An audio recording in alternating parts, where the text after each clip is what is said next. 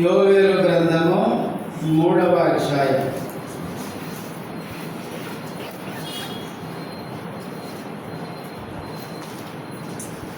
యోవేలు గ్రంథము 3వ అధ్యాయము 9 నుంచి 16వ వచనం వరకు మార్చి చదువుకుందాం.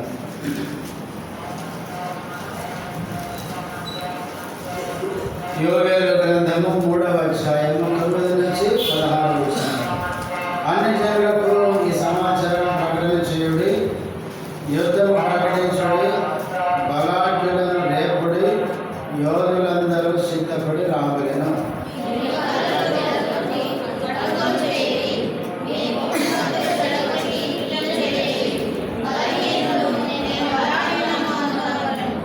చుట్టుపట్ల ఉన్న అన్ని జనులారా త్వరపడి రండి, సమకూడి రండి. యెహోవా నీ పరాక్రమశాలులను ఇక్కడికి తోడుకొని రమ్ము.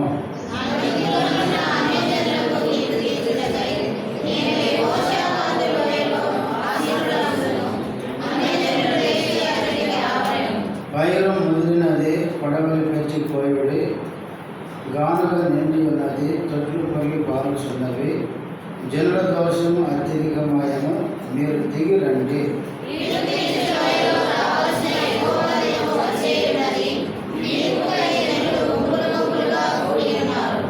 సూర్య చంద్రులు తేజహీనులైరి, నక్షత్రముల కాంతి తప్పిపోయాను.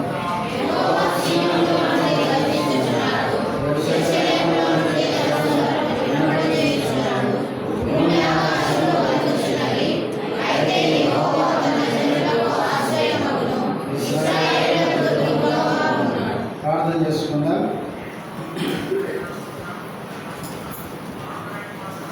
ప్రేమగలిగిన మా పరలోకపు తండ్రి, యేసు నామములో వందనాలు. ఇంతవరకు ఆరాధనలో మీరు చేసిన సహాయం స్థుతిస్తూ బలలో పాల్గొనకున్నట్లు చదవబడిన వాక్య భాగంలో నుంచి మా అందరితో మాట్లాడుతుంది. వాక్యంలో మా జీవితాలను పరీక్షించుకొని వేరున్న రీతిగా బలం సమీపించుకు సహాయం చేయాలి. యేసు నామములో స్తుతించి ప్రార్థిస్తున్నాము తండ్రి, ఆమేన్.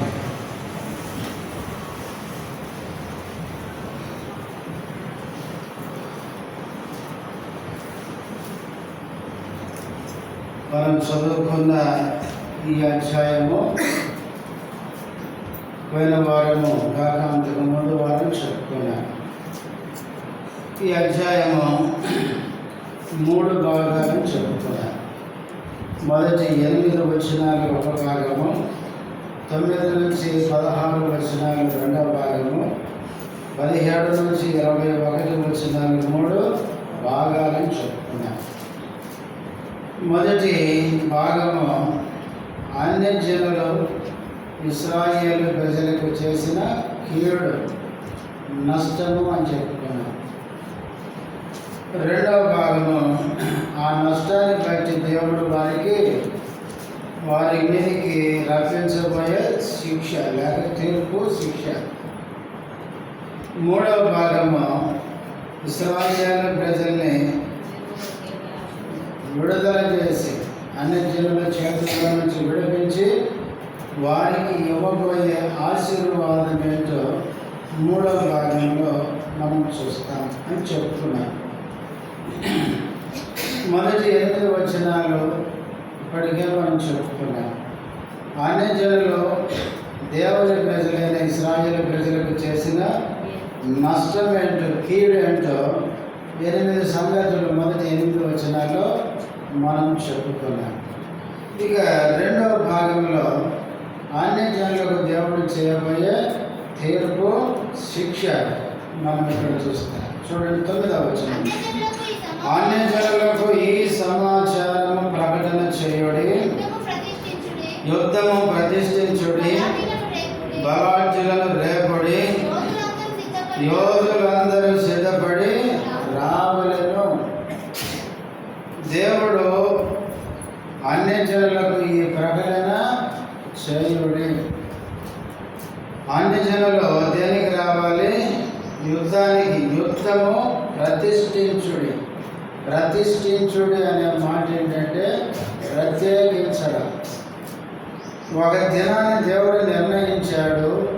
ఆ నిర్ణయించిన దినాన అన్యజనులందరూ యుద్ధానికి, ఇశ్రాయేలు ప్రజల మీద యుద్ధం చేయడానికి దేవుడు వారిని ఏం చేస్తాడంటే రమ్మని పిలుస్తాడు. అందుకే రండి, రావలను, రావలసిందే, రమ్ము అనే మాటలు ఈ భాగంలో చూస్తారు.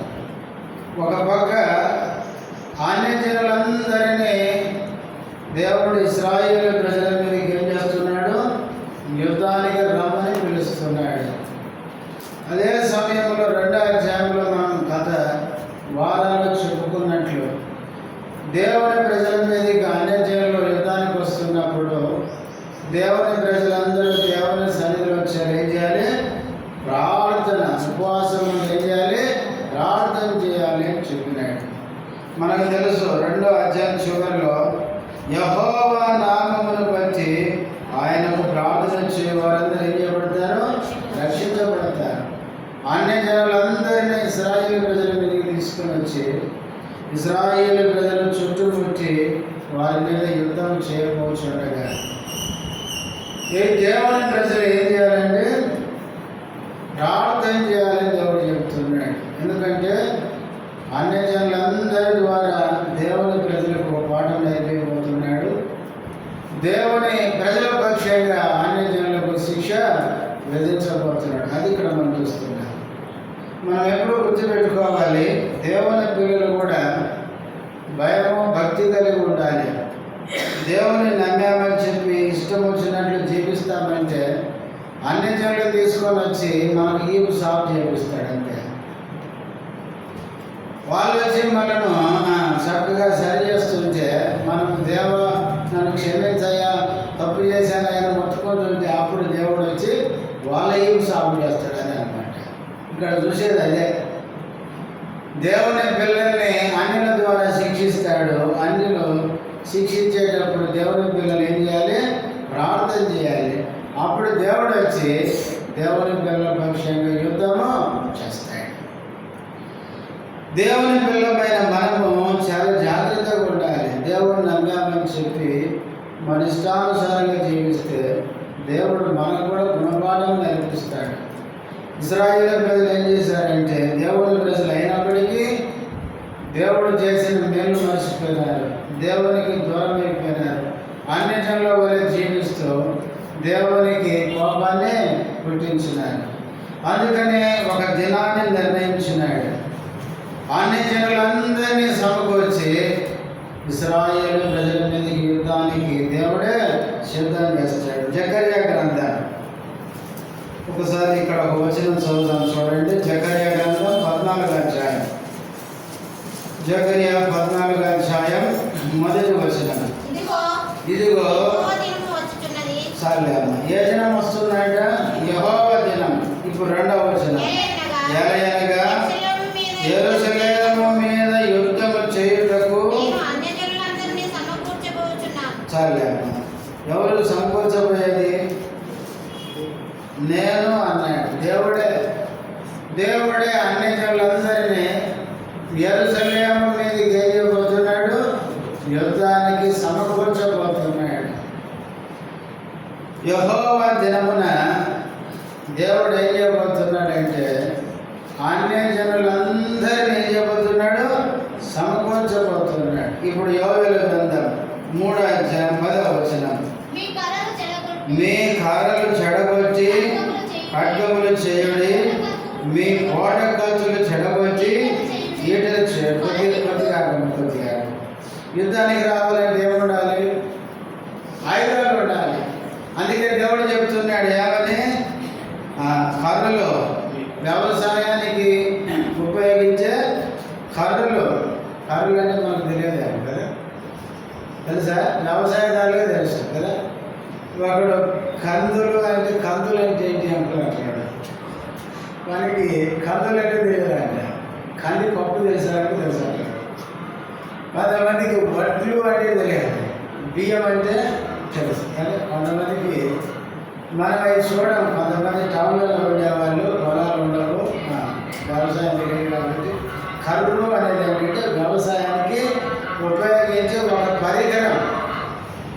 దేవుడు ఏమంటున్నాడంటే కర్రలు చెడగొట్టి ఏం చేసుకోమన్నాడు? ఖడ్గములు చేసుకున్నాడు. కోటు కత్తులు చెడగొట్టి ఈడలు చేసుకోండి. అంటే యుద్ధానికి వచ్చేటప్పుడు యుద్ధ ఆయుధాలు తీసుకున్నాడు అని చెప్తున్నాడు. మనం యెషయా గ్రంథంలో చదువుతాం. చూడండి, యెషయా 2వ అధ్యాయం. యెషయా గ్రంథం 2వ అధ్యాయం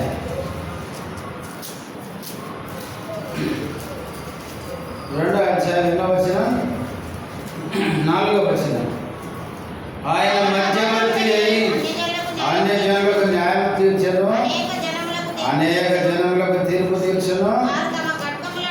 ఇక్కడ ఏం చేయాలంటే ఖడ్గాలను నాగటి నక్కులుగాను, తమ ఈటలను మత్స్యకత్తులుగాను సాగగొట్టుదురు.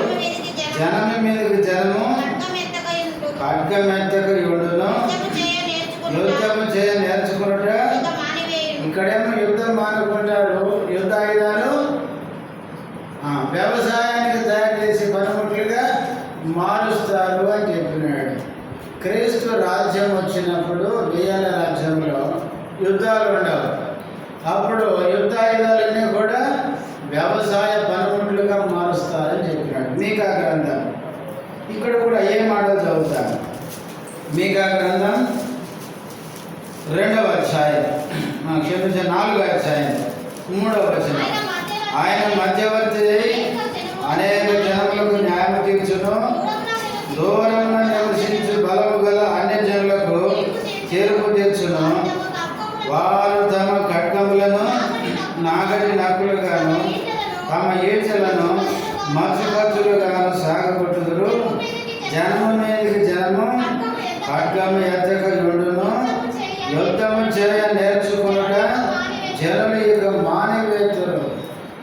క్రీస్తు రాజ్యం వచ్చినప్పుడు అప్పుడు యుద్ధాలు ఉండవు కాబట్టి యుద్ధ ఆయుధాలన్నీ కూడా వ్యవసాయ పనిముట్లుగా తయారు చేస్తారు అని చెప్పినాడు. యుద్ధం చేయడం మానుకుంటారు అన్నాడు. యెషయా 2:4 కానీ తర్వాత మీకా 4:3 అన్నాడు కదా. కాబట్టి ఆ విధంగా అక్కడేమో యుద్ధ ఆయుధాలేమో నాగటి నక్కులుగా వ్యవసాయ పనిముట్లుగా చేసుకోవడానికి యుద్ధం ఉండదని చెప్పినాడు. అయితే యోవేలు 3:10 మాత్రం నాగటి కర్రలు ఏం చేయండి? యుద్ధ ఆయుధాలుగా తయారు చేసుకొని సిద్ధపడండి. అంతేకాదు 10వ వచనం చివరిలో అంటాడు, బలహీనుడు నేను బలాఢ్యుడును అనుకునవలెను. అంటే దీని అర్థం ఏంటంటే ఆ యెహోవా దినానంట ఇశ్రాయేలు దేశం మీకు యుద్ధానికి పోదామంటే బలహీనుడు అంటాడంట. నిలబడి గాలి పీల్చుకోలేనివాడు కూడా నేను వస్తా అంటాడంట. అట్లా సిద్ధపడతారంట. అంటే వాడు నిలబడడానికి చేత కాదు. కానీ ఎవరు నీకు పోతున్నావు తెలుసా? ఇశ్రాయేలు ఏంటంటే నేను వస్తాపా అని వాడు ఊరికి గట్టి పిలుచుకొని నేను కూడా వస్తాపా అంటాడంట. అంటే అందుకే దేవుడు చెప్పినాడు బలహీనుడు అంటాడంటే నేను బలం తెచ్చుకుంటా అని బలం తెచ్చుకొని మరి యుద్ధానికి వస్తారంట. అట్లా అన్ని జనులను దేవుడు ఏం చేస్తాడు?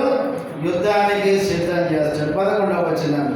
చుట్టుపక్కల ఉన్న అన్ని జనులారా త్వరపడి రండి, సమకూడి రండి. యెహోవా నీ పరాక్రమశాలను ఇక్కడ తోడుకొని రాము. అన్య జనులారా చుట్టుపక్కలనున్న అన్య జనులు, ఇశ్రాయేలు దేశానికి సమీపంగా ఉండే అన్ని రాజ్యాల గురించి మాట్లాడుతున్నాడు. మీరు త్వరపడండి, ఆలస్యం కాదు, తొందరగా రండి అని చెప్తున్నాడు.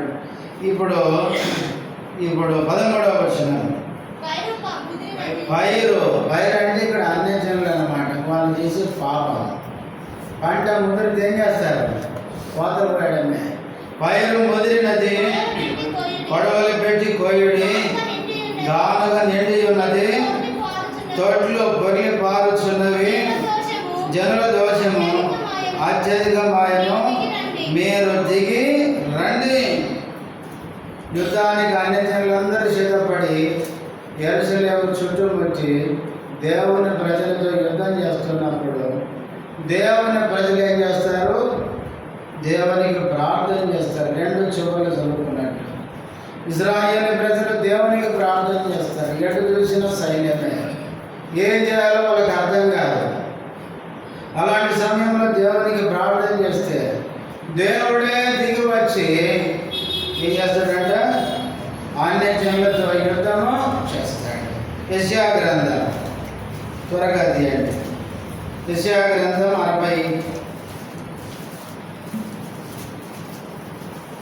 63వ అధ్యాయం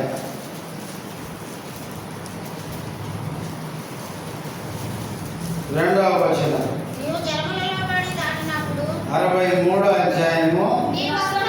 నీ వస్త్రము ఎర్రగా ఉన్నదేమి, నీ బట్టలు ద్రాక్ష గానుగన త్రొక్కుచుండ్రు వాని బట్టల వలె ఉన్నవేమి, ఒంటరిగా ద్రాక్ష గానుగను త్రొక్కి తిని జనములలో ఎవడను నాతో కూడా ఉండలేదు, పాపడించుకొని వారిని తొక్కి తిని పౌత్రము చేత వారిని అనగదొక్కి తిని వారి రక్తము నా వస్త్రముల మీద చిందినది, నా బట్టలన్నీ జాతులే.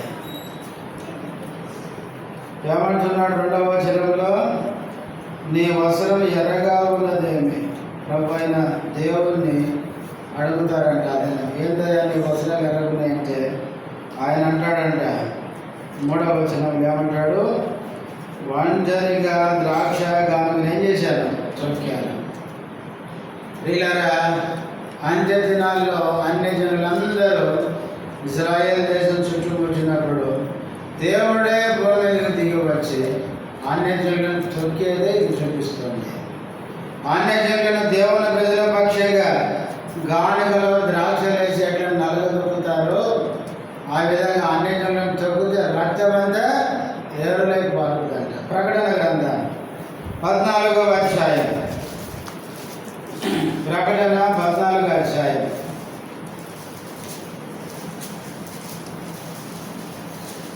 14వ వచనం నుంచి. మరియు నేను చూడగా ఇదిగో మనుష్య కుమారుని పోలినప్పుడు ఆ మేఘం మీద ఆసీనుడై ఉండెను, ఆయన శిరస్సు మీద సువర్ణ కిరీటమును, చేతిలో వాడి గల పడవలి ఉండెను. అప్పుడు మరి యొక్క దూత దేవాలయంలో నుండి వెలుపలికి వచ్చి, భూమి పైరు పండి ఉన్నది, కోతకాలం వచ్చినది, నీ కొడవలు పెట్టి కోయమని గొప్ప స్వరముతో ఆ మేఘం మీద ఆసీనుడై ఉన్న వానితో చెప్పాను.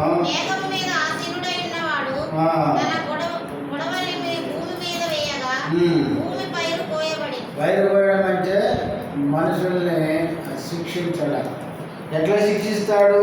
17 నుంచి 20 వరకు చూస్తే, ఇంకొక దూత పరలోకమందున ఆలయంలో నుండి వెలువలి వచ్చాను, పడవలు వచ్చాను, ఇతని యొద్దకు రాడిగల పడవలు ఉండేది. మరి ఒక దూత బలిపీఠం నుండి పడవలు వచ్చింది, ఇతడు అగ్ని మీద అధికారం ఉంది.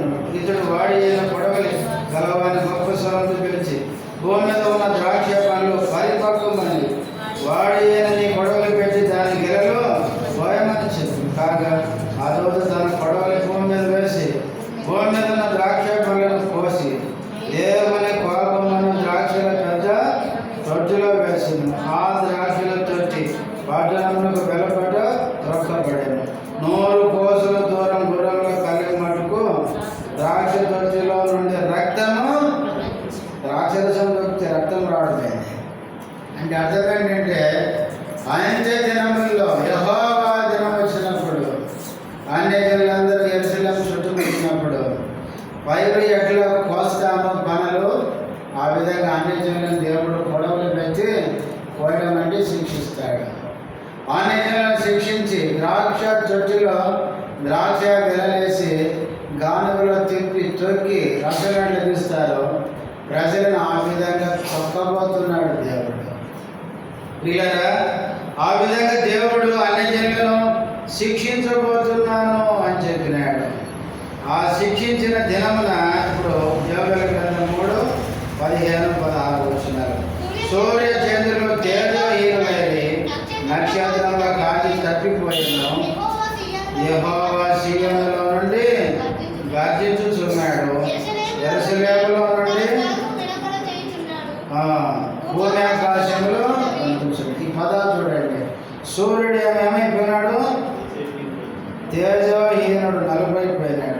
చంద్రుడు ఏమైపోయినాడు? చంద్రుడి యొక్క నక్షత్రాలు, చంద్రుడు కాంతిహీనులు అయిపోయినారు.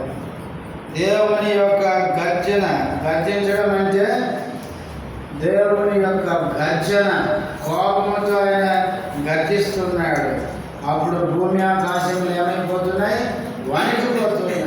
పిల్లరా, అంత్య దినమున, యెహోవా దినమున దేవుడే భూమి మీదకి వచ్చి అన్యజనులకు శిక్ష విధిస్తున్నప్పుడు సూర్యుడు, చంద్రుడు కాంతి తగ్గిపోతాడు.